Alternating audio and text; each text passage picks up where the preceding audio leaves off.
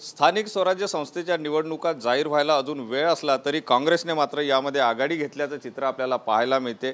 ग्रामीण काँग्रेस कामाला लागलेली आहे, एक पाऊल पुढे टाकत आहे आणि नगर परिषद असो, नगर पंचायती असो किंवा जिल्हा परिषद असो यासाठी इच्छुक उमेदवारांना फॉर्मचं वितरण आजपासून सुरू झालेलं आहे आणि या ठिकाणी उमेदवार जे आहे इच्छुकांची संख्या सुद्धा या ठिकाणी मोठ्या प्रमाणात असल्याचं पाहायला मिळते। एकंदर म्हणजे जिल्हा परिषद असो किंवा नगरपंचायत या निवडणुकांना पुढे जाण्याच्या दृष्टीने काँग्रेसने चांगलीच कंबर कसली आहे। व काय नेमकी तयारी आजपासून तुम्ही फॉर्म वितरण करता? आम्ही महाराष्ट्र प्रदेश काँग्रेस कमिटीचे अध्यक्ष हर्षवर्धनजी सपकाळ साहेब यांच्या सूचनेनुसार आज नागपूर जिल्हा ग्रामीण काँग्रेस कमिटीमध्ये येणाऱ्या नगर परिषद, नगरपंचायत, जिल्हा परिषद, पंचायत समितीसाठी इच्छुक फॉर्म वाटणं इथून सुरुवात केलेली आहे।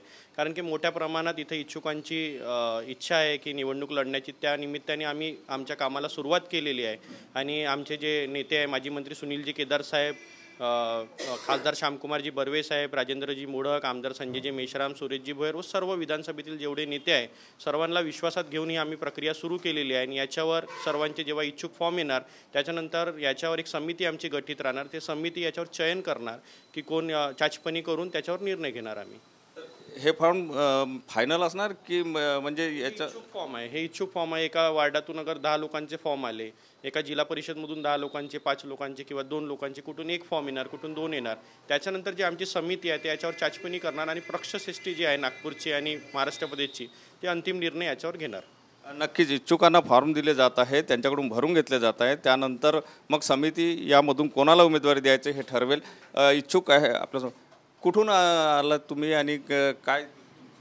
नगर परिषद कामठी से मैं आया हूँ। नगर परिषद अध्यक्ष के लिए मैंने फॉर्म लिया है इधर से। तुम्ही कुठून? मी रामटेक विधानसभेमध्ये टेकाडी जिल्हा परिषद सर्कल आहे, त्या सर्कलसाठी सर्वसाधारण या जागेसाठी मी निवडणूक लढण्यास इच्छुक आहे आणि त्याच्यासाठी मी आज जिल्हा अध्यक्ष यांच्या मार्गदर्शनात आज फॉर्म घेण्यासाठी मी इथे आलेलो आहे।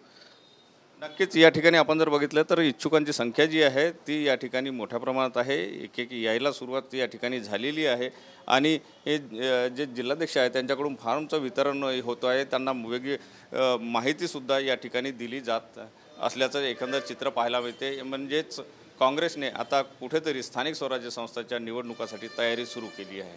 कॅमेरामन साईसह सुनील ढगे, TV9 मराठी, नागपूर।